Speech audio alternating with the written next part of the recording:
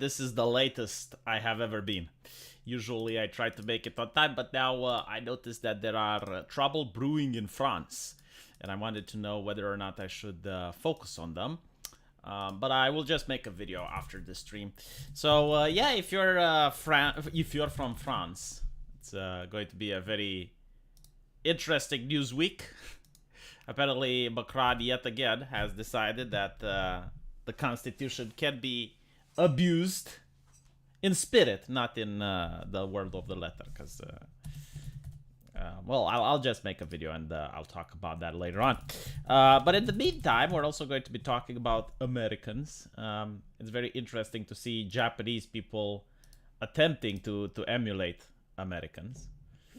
And hold on, I need to get into my two-factor authentication. Well, it's one of the things that Google insists now. So I'll just have to grab my phone in order to do it. Because I can't see the chat, so I can't see what you guys are saying right now. But I will, in a bit. Just hold on. I know it's not the best stream. Alright, here we go. Now I can see the chat. Holy shit. 15-second ad, I do not have any control of those. So I apologize if it's inconvenient. There we go. Yeah, the French are, you know, like, I noticed something. This is very interesting. A lot of Americans are complaining about the French. It's like, oh, look, the French are rioting again. Oh, look, the French are in the streets again. Right? Like, every single time it happens. Every single time I hear Americans being upset. And then you look at American culture, right? And it says, the tree of liberty requires to be watered with the blood of the patriots. And it's like, well, why are you complaining about the French then? Why are you upset when they do it? I don't understand. By the way, they sang the French national anthem. Anthem, English, right? So they were singing the French national anthem in Parliament. Now you may go like, okay, so what if they were singing the French national anthem? Who cares about it? Well, let me translate it to you. Let me show you what the French national anthem is about, right? So basically, what happened is that they were talking about changing the law for retirement. In other words, the government doesn't have money to pay people, so they're saying, well, you can retire later on. Like, hopefully, you die before that happens, so we don't have to pay you money, right? And normally, it has to go through Parliament so that they discuss it and then they put it up to a vote. But they had the discussions. They were about to vote when Macron invokes one of the articles in the Constitution, which basically allows the government to force a law without being voted in the Parliament, right? So, like, that's the long story short. I'll give you more details in the video, but that upset the people in the Parliament, because the Parliament is the representative of the people. It's like the Senate, right, in the United States. Like, it's the voice of the people. And it made a mockery of them, so they started singing the French national anthem. So you may be wondering, well, what's the problem with that? Well, this is the French national anthem. Arise, children of the fatherland, our day of glory has arrived. Against us the bloody flag of tyranny is raised, the bloody flag is raised. Do you hear it in the countryside? The roar of those ferocious soldiers. They're coming right into your arms to cut the throats of your sons and your comrades. To arms, citizens, form your battalions. Let's march, that their impure blood should water the fields. Right? This is the French national anthem. I understand that the translation doesn't do it really justice, doesn't really capture the soul, the ethos of the poet that wrote it. Demo Shokushi, you know, they usually don't sing it in the Parliament for obvious reasons. But now they started, so my dear Lord Beckett, they started to sing. It's a very interesting conundrum that the Macron government finds itself in. So yeah, it does need a heavy metal version. I do agree. The only other anthem that I really like, well, besides the Romanian national anthem, is the Polish national anthem. It starts with, Poland is still here. Like, you know, it's like having a country where your national anthem is like, by the way, we're still here. And if you look at Polish history, you kind of understand why, you know, like there have been many empires throughout human history that try to mess with Poland. The Soviets tried, the Nazis tried, and yet the national anthem is like, Poland is still here. The other empires that fucked with Poland aren't. So, Yeah, European national anthems are very interesting. Hello, Sketch. I have now respect for the French. I know. It's hold on. Just don't. Give me 1 second so I can show this to a French guy.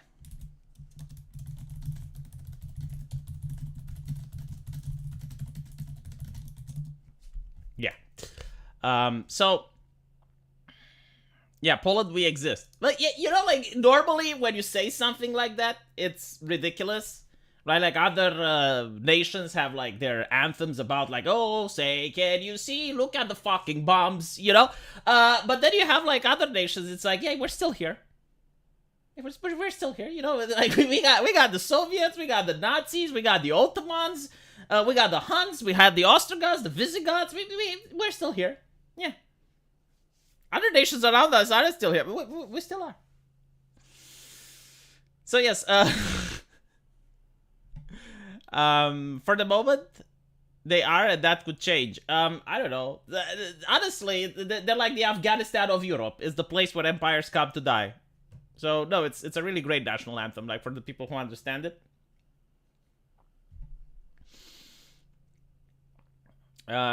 Meanwhile, in the Netherlands, like this also happened, there is a new party which was formed, and apparently it's the Party of the Farmers. So the Netherlands decided to fuck with a lot of farmers for no goddamn reason whatsoever. Environmental reasons. Okay, 15%. Like the farmer thing has like one issue, just one issue. Leave the farmers the fuck alone. Like that's all they want. 15% of the vote. Super Awesome says, V, is it backstabbing when Poland stabbed the French in the back? Why would you say backstabbing, guys? I mean, it depends. I haven't heard about the Polish backstabbing the French in the back. Hello, V. It's still fascinating to see how people can be so shocked and surprised when these are the same people that voted for it. I mean, I genuinely do not know. But it is weird, yes, because like Macron is a left-leaning individual, and to fuck with the pensions is not very left-leaning. But the whole problem is that they can't pay pensions, right? Like they physically cannot. So it doesn't matter whether or not Macron is left-leaning or right-leaning. It's simply the fact that, well, the money is not there. So he's going to try his best in order to avoid an economic collapse. But like the people on the street, they do not understand because they're not educated. Like, they do not understand the economy. Like, and honestly, I genuinely think they shouldn't understand because they pay taxes to the government and they have paid their entire life. So they want their fucking pension. Like, it's not free gibs. They paid for it. So they want the money. But the government doesn't have the money. And the government, you know, it needs to find ways in order to avoid paying people. So this is the situation that even if they would have voted for someone else, like let's say Le Pen would have won. Or who else was the other guy? Lemur, right? Like if Lemur would have won. Well, if Lemur would have won, he would have been in the same predicament. It's like, okay, there's no money to pay people. Yeah.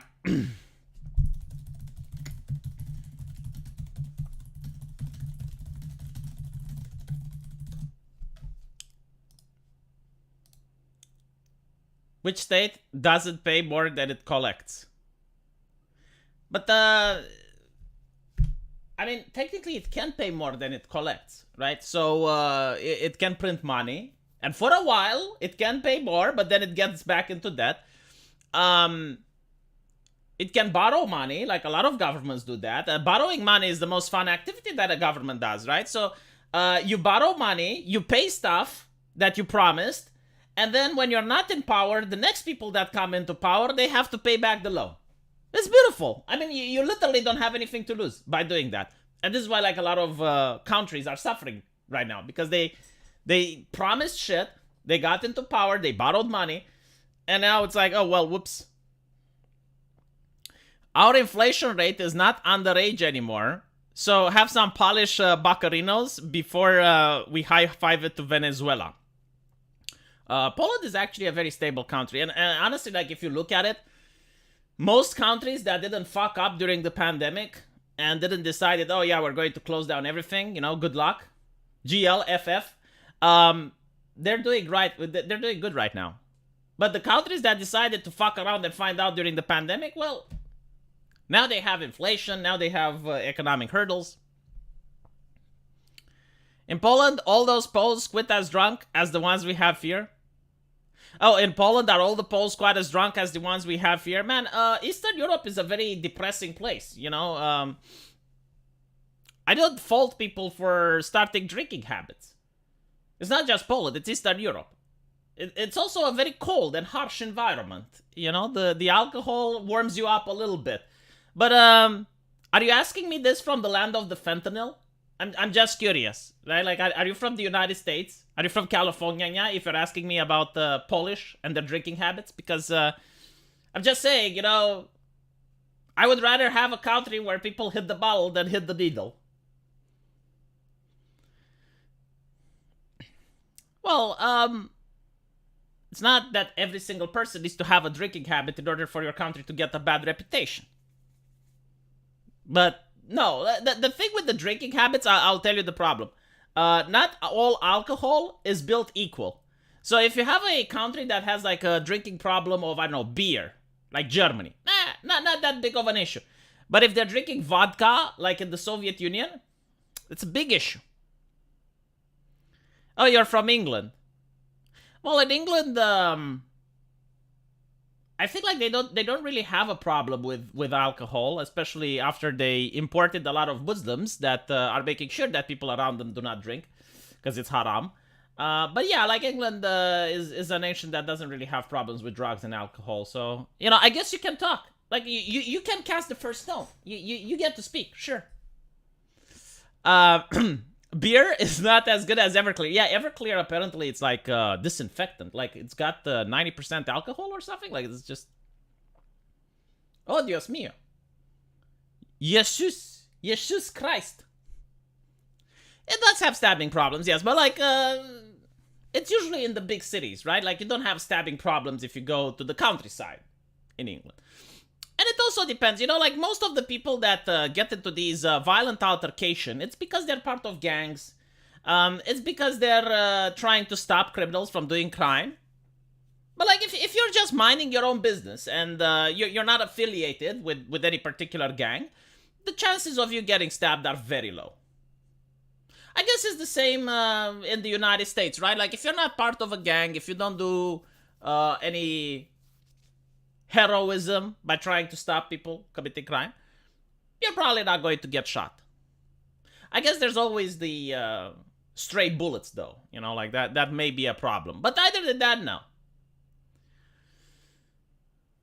Every city in the world has, yes, but there is a question on what percentage is it acceptable, right? Because, sure, every place has crime, but after a while, it gets from acceptable to unacceptable. I say that because, as an example, an aunt who is complaining about the LGBT stuff and increasing prices, I told her it was because she voted Biden. Then she tells me she didn't vote for this. Well, what can you do? Like at one point, you have to question which is more important, social issues or economics. Social issues I can avoid. I stay in house. Lock the doors. Economics, not so much. When there's inflation, it affects me. But, yeah, I remember American Outlier. I believe you said you're an African-American, right? So, chances are, looking at the statistics, most of your family member and friends probably vote Democrat. And I guess this is a great opportunity for you to start educating them about economics. You can be the little Thomas Sowell that could. And it's like, I didn't vote for this. It's like, yeah, you didn't vote for this, but you should have read what the candidate said, right? Like, he did say that he's going to have environmentalist rules and regulations which affect the economy. He did say that he will print money, and you should tell your aunt that she should consider herself to be extremely lucky because they did not decide to bail out the student loans. Because if they decided to bail out the student loans, then the cost of living would have been even higher now.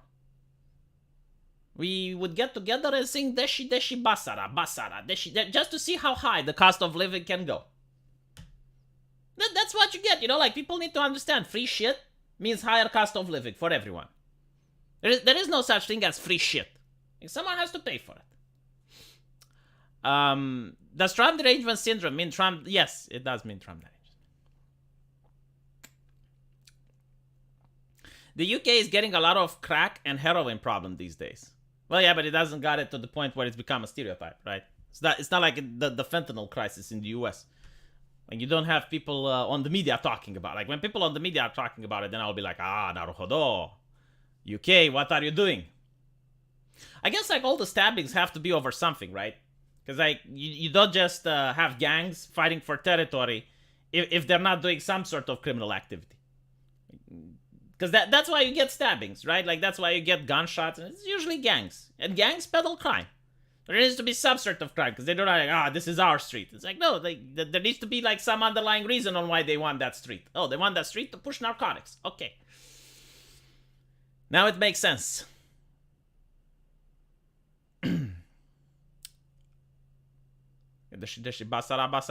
have PTSD, post-traumatic. By the way, you know what I noticed with Trump? This is just my observation. Of course, it's not relative to the outer world, but I do believe that at least now, he's not as popular as he used to be back in 2015.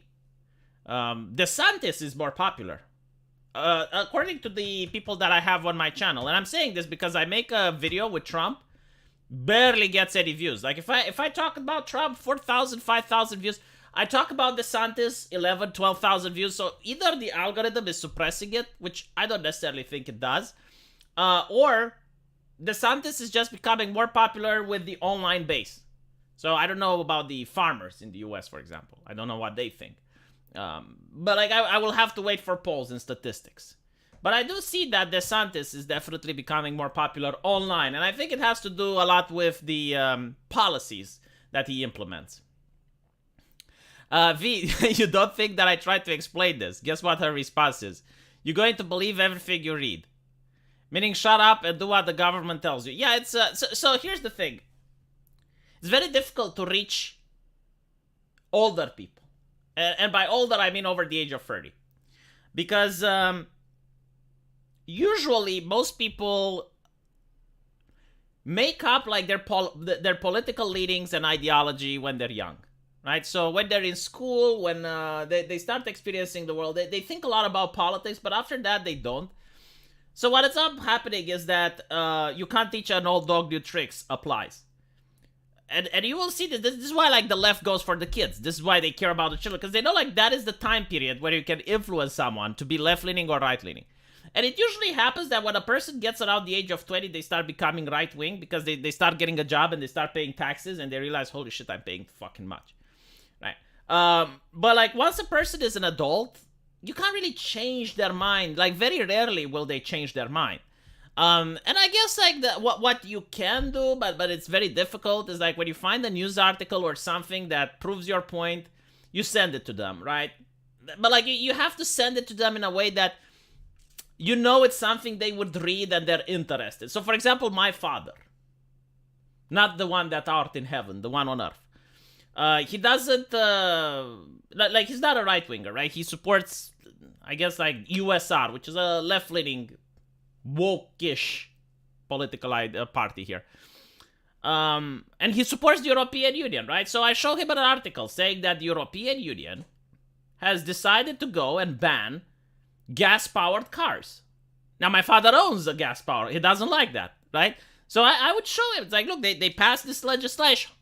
And my dad is like, oh, don't worry about it. Germany will save us. And it's like, yeah, but, like, the fact that they're trying to pass this shit is #concerning. Right? So I keep showing him, like, legislation and laws which directly affect him. I'm like, look, this is not okay. This is not good.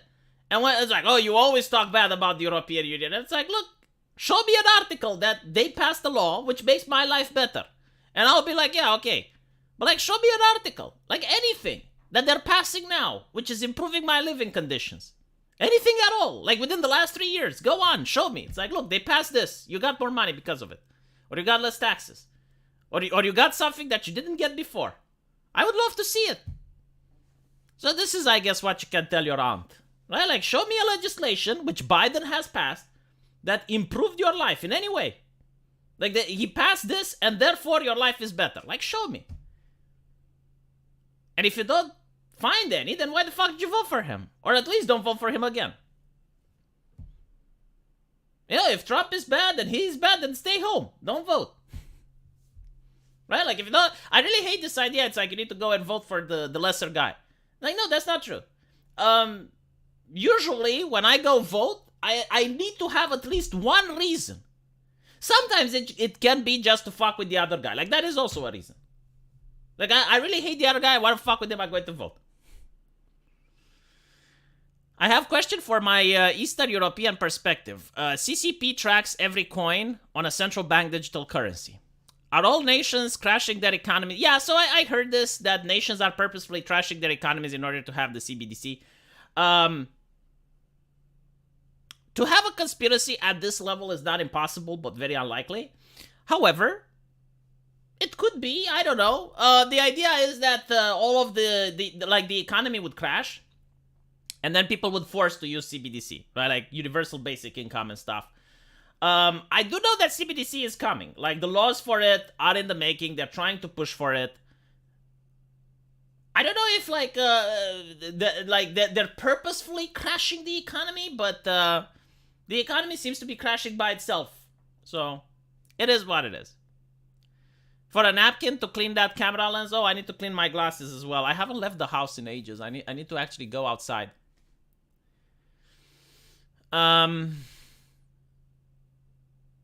A currency reset. Yeah, no, like, some people believe it is. But, like, if it is, how can you stop it? You can't. So at the end of the day, I don't even know, like, okay, well, you know. Alright, so what can you do about it? Nothing. Oh. Naruhodo. Sam Harris says his critics have TDS. Well, of course. And all the critics of Disney are racist, and all the critics of female Ghostbusters are misogynistic. I know. Yeah, sure.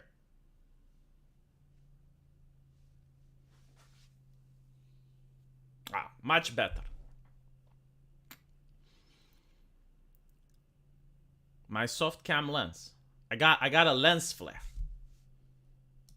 Lens flare. That's kind of cool. So let me see if I can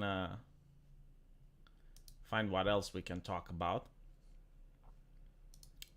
Man, it's been a very hectic day for me today. Introducing Podcast Studio. You can now create and manage podcasts in the studio. Oh, another way to get your channel deleted. Have guests on your channel. That would be interesting. What day is it today? Friday. Okay, so not tomorrow. The day after, I have a podcast with Arch Warhammer. Need to remember that. Yeah, everyone that disagrees with me is a bigot. You know, my takes are amazing. My takes are the best in the fucking world. And the only way people can disagree with me is if they are bigots. How can you disagree with that take? Huh? It's the take of an intellectual. I'm trying to find the one. Holy shit. I think I lost the video that I was supposed to talk about. I was supposed to talk about Americans. Ohio legislators have introduced a bill to ban coercive diversity statements and prohibit mandatory left-wing diversity training in all public universities. Citizens should reach to the senator in order to tell him to fuck off. And everyone is like, yay. Private institution or higher education means a non-profit institution holding a certificate authorization. So the state institution of higher education has the same meaning, blah, blah, blah. Okay. The institution is committed to intellectual diversity. The institution is committed to free speech protection for students, staff, and faculty. The institution does not require diversity, equity, and inclusivity courses or training for students, staff, or faculty. The institution complies with the syllabus requirement under the following law. The institution complies with the prohibition of political and ideological litmus tests in hiring promotion policies in accordance with the following law. The chancellor shall create an affirmation document for private institutions or higher education to submit with requests for state funding. If the chancellor received credible information indicating that a private institution or higher education made false affirmations, the chancellor shall provide written notice. So in other words, they just killed diversity and inclusivity in Ohio. That's a big thing, right? So they're not like they support free speech, and they're not allowed to force their students to make statements. They're not allowed to push for any type of political ideology. That's amazing. V, again, don't you think I've done example B? When Trump gave his January 6th speech, I showed her the full clip about being peaceful at the Capitol. Her response is, that isn't what he meant. There is another video, I believe, which Tucker Carlson sent it with the shaman. Oh my god, like, you should quake in fear when you hear about the, like he was the America #1. And he basically has like a group of people and is telling them, look, Trump said we should go home. So he's like literally telling everyone, it's like, go home, go home. And thank you for the donation, Sketch Therapy. These are intellectual things, they are. The reason I prefer Trump to DeSantis isn't that one is better than the other, is that if you concede Trump, then you encourage the same political violence that was used against Trump because it works. At the end of the day, they're going to fight against each other. One of them is going to win, and that guy needs to win the U.S. presidency.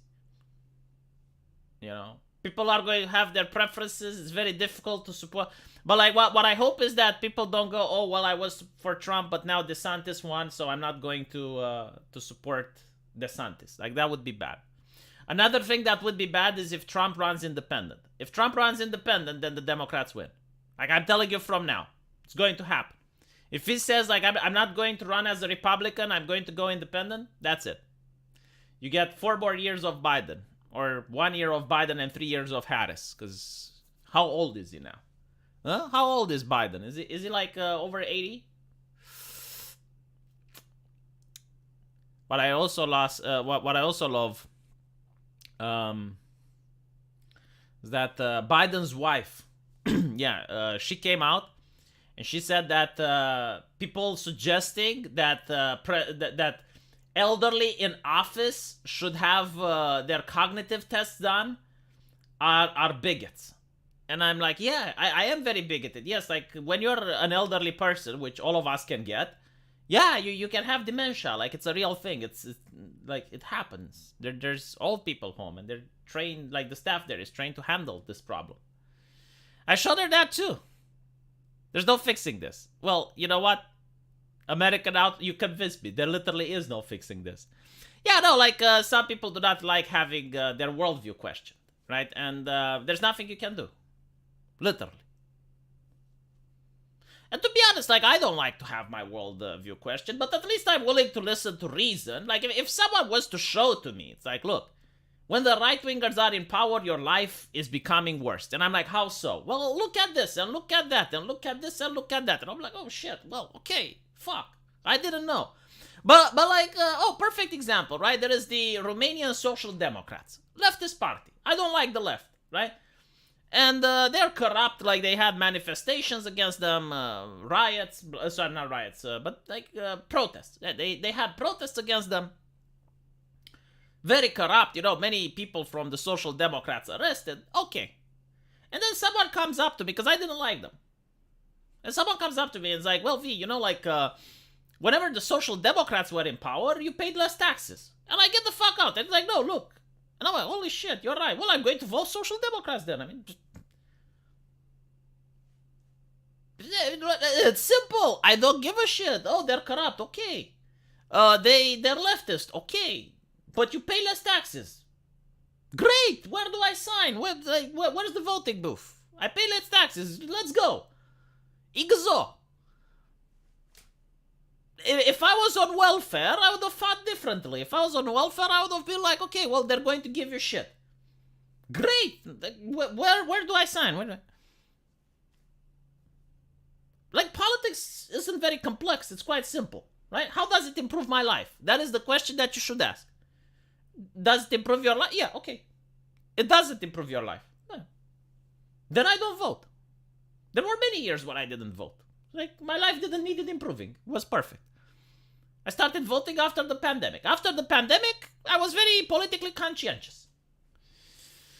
Biden is as old as the bank on the mossy tree stamp of old McGraby's farm. I'm not going to talk about Biden when the entire American leadership is very old. So you have Donald Trump. How old is he? Like, he's also old, right? Like, he's ancient now. You got Donald Trump, you got Biden, you got Nancy Pelosi. McCarthy, he's old as well, isn't he? How old is McCarthy? I need to check. Almost the entire leadership of the Republicans and the Democrats is ancient. Hillary Clinton, she's old as well. It's just like, it's bizarre, isn't it? Very similar to an empire. It's like these people are royalty. Just like the Queen of England was younger than some of these people are going to be in a couple of years. Yeah, he's not much younger, is he? Trump is 76. I mean, I'm not against the elderly or anything, right? It's okay if you have like 1 or 2 or 3 or 4, but like, they're overrepresented, aren't they? Like, I would expect this in Japan. Japan is an elderly population, and you look at their politicians, almost entirely young. Right? Like, it's weird. Romania, yeah, we have elderly politicians as well, but not the entire leadership. And again, it's the leadership. Like, that's what's interesting, because you don't have, like, you do have elderly that are down the line, but, like, the leadership is entirely ancient. Pelosi is 82. Get the fuck out. Holy shit. I didn't know that she's 82. Jesus fucking Christ. Dude, she looks 70. Dianne Feinstein is past 90. Dude, I understand, like, if the people at the Supreme Court are old, because it's part of their job, but, like, and again, we don't talk about, like, old as in 60, 65. No, like 90, 82, 85. It's like, every American election is geriatric combat. But like, you do have like younger people, right? Like you had the AOC, you know what? Maybe with AOC, like when you look at the squad, you're like, you know what? Maybe the elderly should remain in charge. But let's see. So you had like what was the name of that Democratic lady? The beautiful, the Ushikushi one. The one that was a veteran, and she's on Tulsi Gabbard. There we go. So you had Tulsi Gabbard. You had Yi. No, sorry, Andrew Yang. Jesus fuck. But yeah, you had Yi as well. Like, he was also an option. Why do we skip over him? Just because he's anti-Semitic? No. So you had Yi, you have Andrew Yang, you have Tulsi Gabbard. You get DeSantis. DeSantis isn't old, right? But yeah, I mean, the rest of them, like, what do you have? Elizabeth Warren. Holy shit, yeah. McConnell is so old that you can see the flesh slowly rip from his skeleton. He's not the oldest. That's the thing. There's a lot of old people. And by the way, like, usually it's good to have old people. I mean, they're experienced. They have wisdom. But at some point, the dementia comes. It's natural. Like, it's something that happens, and it will happen probably to you. It will probably happen to me. I mean, it's not something that we can avoid, but like, at one point, the elderly have to retire. They need to go home to their family and enjoy Thanksgiving and Christmas and stay home and stay safe. The younger elite is even worse than the old elite. I mean, it depends. Depends on the political affiliation. It depends on many things, right? Like, we shouldn't use AOC as a benchmark. AOC is young, but she's also not a serious politician. She's basically PR. AOC is a brand. Okay, so I'll tell you about AOC.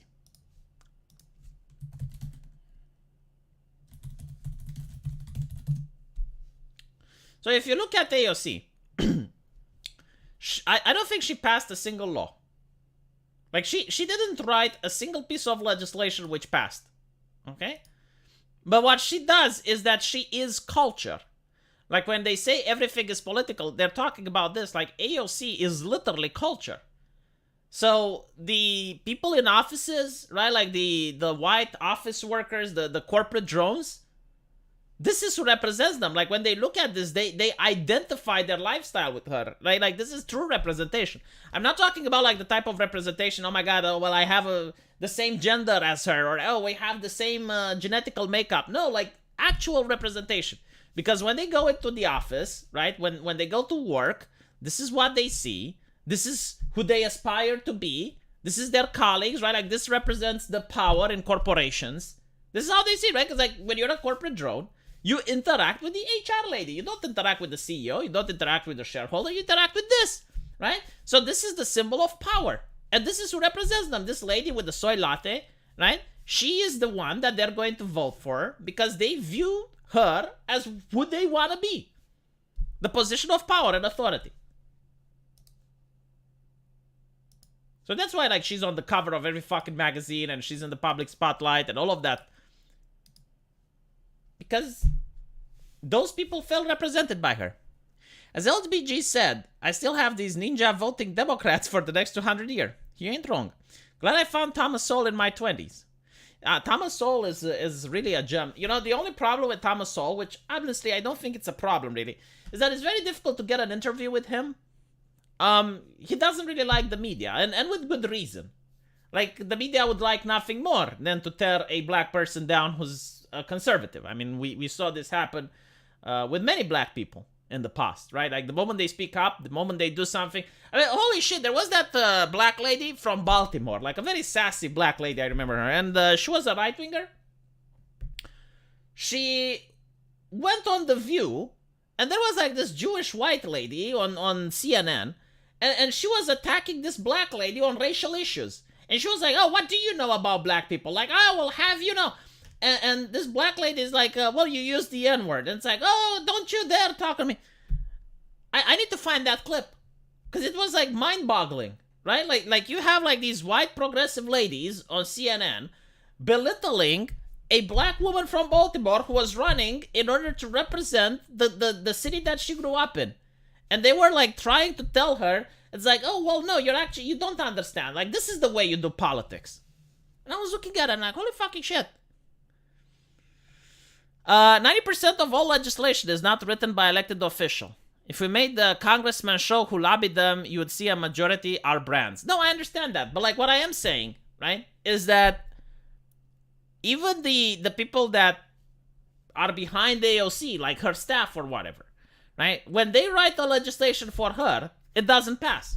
Because even if the legislation is not written by you per se, and it's written by your aides, right, you still are the editor. Like, you still say if you publish it or not. So, due to the politics that AOC has, and due to the people that vote for her, like, she knows that if she was to pass a legislation that would favor Coca-Cola, the socialists that voted for her are not going to appreciate that. Thomas Sowell was the one black Democrat couldn't burn a cross at. There's actually more than one. Holy shit. Like, if we were to go, listen to some of Malcolm X's speeches. Like, Malcolm X has a lot of interesting takes, and during his time, the mainstream media wouldn't focus on him at all. They would only focus on Martin Luther King. But when you listen to some of the things that Malcolm X is saying, you start to understand why. And by the way, Malcolm X was a very left-leaning individual. Like, I don't agree with everything that he says. But when he starts talking about liberals, it's very difficult not to agree with him. And then you understand, so this is why the mainstream media didn't want to talk about it. I think, like, he was also advocating for, like, the same thing that Hotep is advocating. It's like, okay, well, black people need to pull their stuff together, and we need to focus on our communities and build ourselves up, and it wasn't very, very nice, It's the Malcolm X wasn't as popular as the Martin Luther King. Have you heard about Oron McKintrey? He's the amazing political analyst who explains how power works. Many people explain how power works. I don't hear about every single one of them. I don't know. Maybe he's an interesting fellow. It's not black, it's African Americans, you bigot. I'm sorry. Like here in Europe, it's black. Like, no, it's not viewed as politically incorrect to say black. Martin Luther King Jr. was brand friendly. I'm sure he was. Let me see if I can find some Malcolm X. There we go. Un city break scurt. Let's skip through the commercial.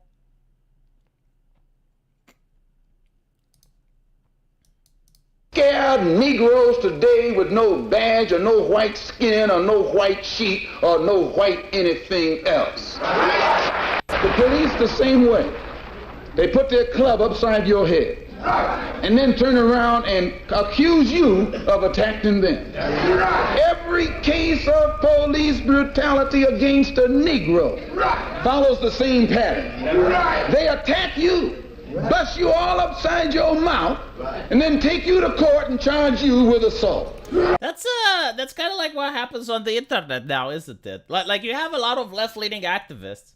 I don't know if this is true or not, because like it might even be true, because this was like during the time of Malcolm X. Like, yeah, there was police brutality against black people, like legit.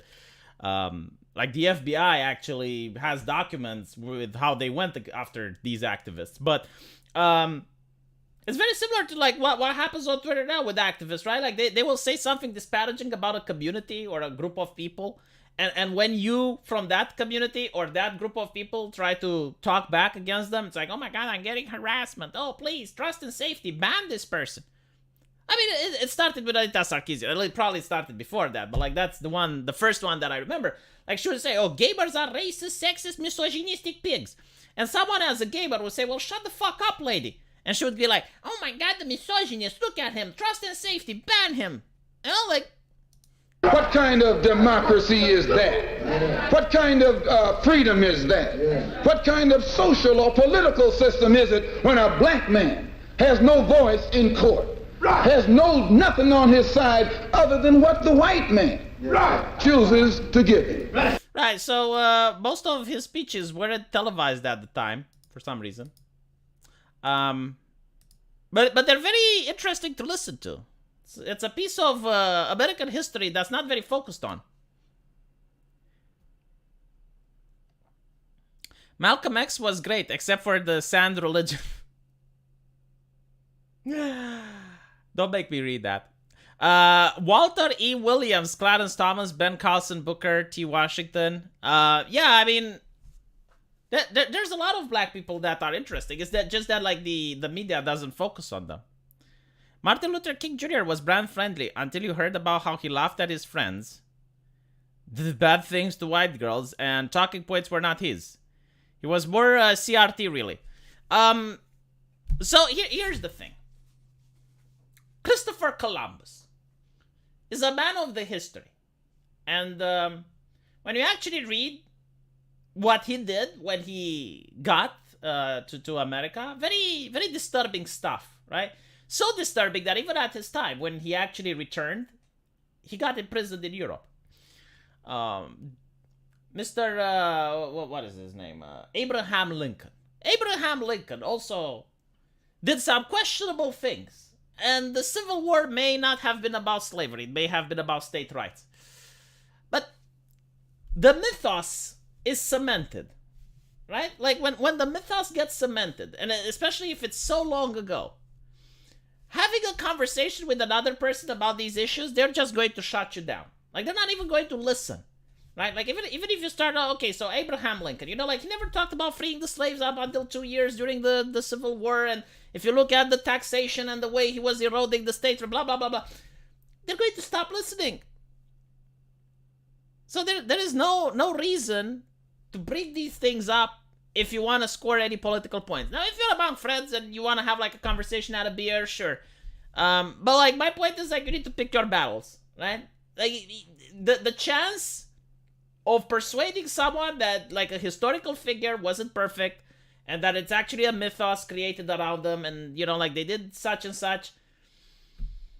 I mean, the left is trying to cancel Christopher Columbus. That's why I even brought him up.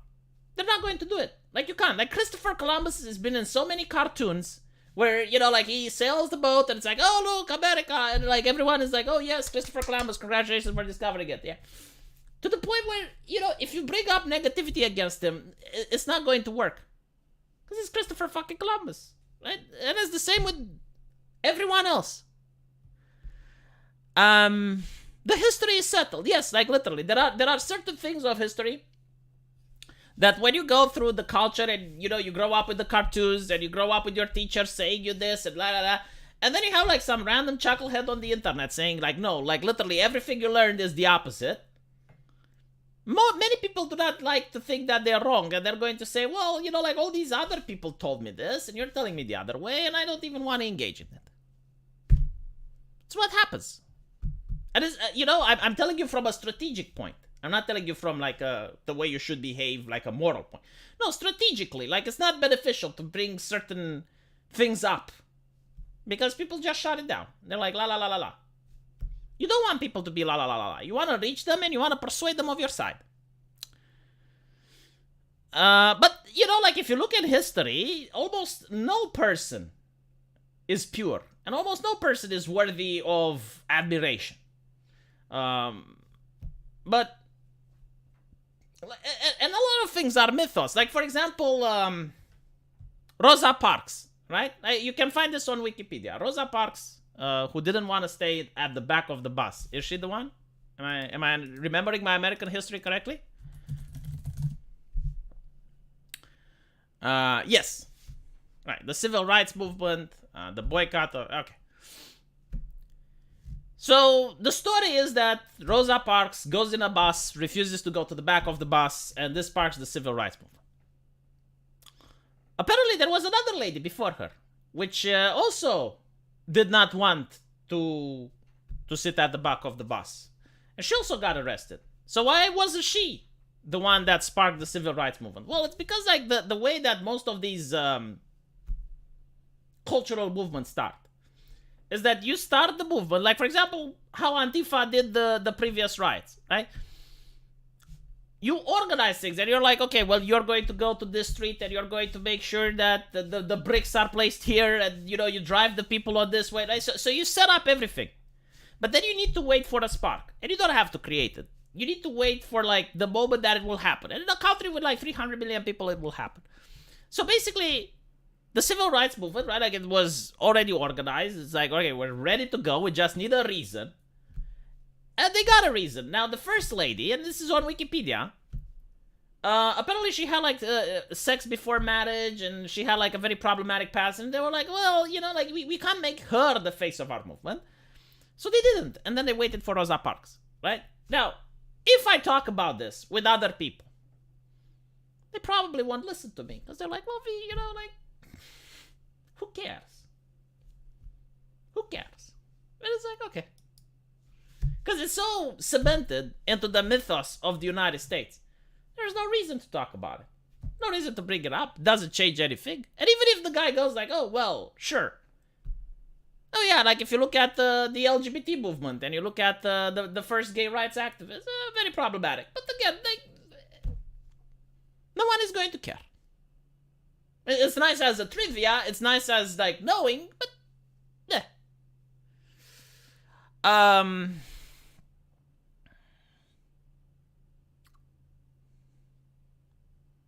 It's not that they staged the thing, right? Because, like, staging is different.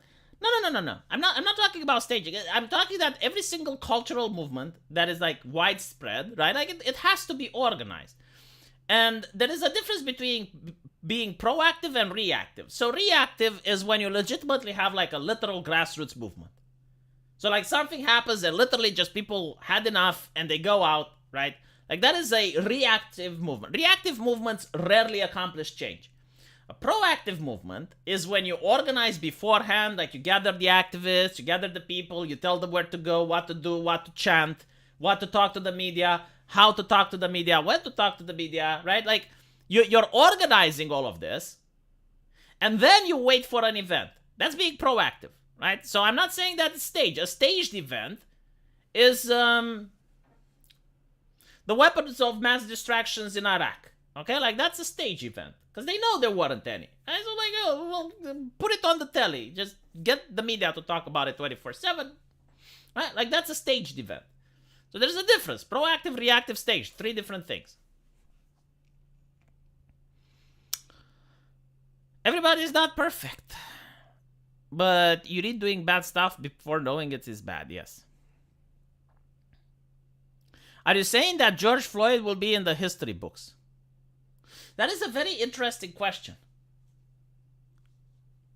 It is a possibility, yes. Like, it could be, like, the Black Lives Matter movement not only encompassed the entire United States, but it was even in Europe. Like, even in Hungary, there were Black Lives Matter protests. Very small in scale, but they existed. Right? So, I do believe, yes, like George Floyd, that is a possibility. It's not certain, but there is a possibility that, yeah, George Floyd might actually be in the history books. Yes. You know what's funny? If you want to see communism in action, just turn to the black community. So the black community had a lot of Marxist ideologues and Marxist leanings. This is like during the Cold War, and these are already things that the KGB has on archive. The Russians, right? Like, they tried their best in order to subvert the United States, and they realized that unlike Europe, where class warfare was very effective at subverting a nation, in the United States they used racial division as well as gender division. So yes, like the Soviets used a lot of money in order to promote various talking points, ideologues, university professors, journalists, directors, in order to fuel the racial tensions, as well as to promote, you know, the socialist ideology and how it would help liberation and whatnot. But yeah, it's definitely true. George Floyd is the new Martin Luther King Jr. No. He wouldn't be like the new Martin Luther King Jr., but he would be like the symbol of oppression, right? It's like, this is when the Americans had enough, and it sparked like the BLM movements. God, I hope he don't. Again, it's not entirely sure, but there is a possibility that, yes, like George Floyd would... What I am surprised, though, and this is very shocking for me, is that there was no George Floyd movie. Like, I literally expected that there would be a George Floyd movie, and up until now, there hasn't. There is still time. I mean, until I die, you know, hopefully I get to live as much as I lived up until now, and I might get to see the George Floyd movie. Bandit Keith is Canadian? I see. I Can't Breathe. That could literally be like the name of the movie. Yes, I Can't Breathe. Could be the name of the movie featuring the life of George Floyd. Or starting, like, you can also have the movie after he died, and then you can have like the BLM movement and all of that. Give it a decade. Probably, yes. Yes, I do think like a decade might be enough until you see the I Cannot Breathe movie. And it will start from the death of George Floyd, and then it will go on through the BLM protests, and you know, people will cheer as Biden gets elected. I don't know. I mean, with ChatGPT 4, you can make a very good movie.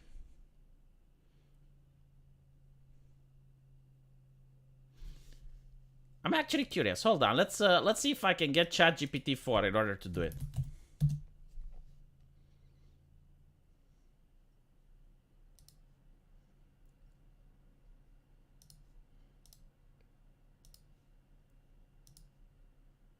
Well, I can't do it now because apparently I need a two-factor authentication system, and we only have like 7 more minutes, but yes. Jesus V, please don't encourage Holly Weird. Well, on the bright side, Holly Weird doesn't really have any more creative minds, so everything is a sequel and a prequel, and due to the fact that we do not see George Floyd Part 1, there is a very low chance that they're going to make George Floyd Part 2. And there's also nothing to race swap in it, so that's another big problem for Hollywood. Maybe they can race swap the cop, but that would be problematic. So no, like they literally don't know how to make it. They are incapable of making a single movie that doesn't have a race swap in it. Like, please tell me a movie that came out recently that's like a part 2 or something and did not have at least one race or gender swap. They can have a gender swap though, right? Like they can make the cop to be female, but again, that would be problematic. The ref realized that if you control how people see the past, the more likely you can persuade them to do what you want. That's not the left. Like, that's something that has transpired throughout human history. They can't make anything that doesn't already exist. Exactly. Like, they literally cannot. The Whale. Well, shut up. The Whale is actually something that I have to watch. I haven't watched it yet, but I heard it's really good.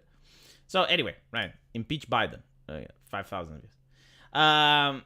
This is from Japan. I really love it. Like, you guys will love it too. Listen to it. Join me on my America day out in Japan. We all tried to look as American as we could on the day, and in fact my friend even bought an American pencil. This is like the Japanese version of weebs, I guess. Right? Like, here we have people trying to be Japanese, and here you have Japanese people that try to be American, and it's wholesome as fuck. And my other friend brought a korirakuma that has a hamburger. The inside of the shop is so cute, very American if you ask me. And I got a root beer, it tasted very medicinal. You know, a lot of people are bewildered, like, why does root beer taste medicinal? And I'm thinking, because it's made out of medicinal roots.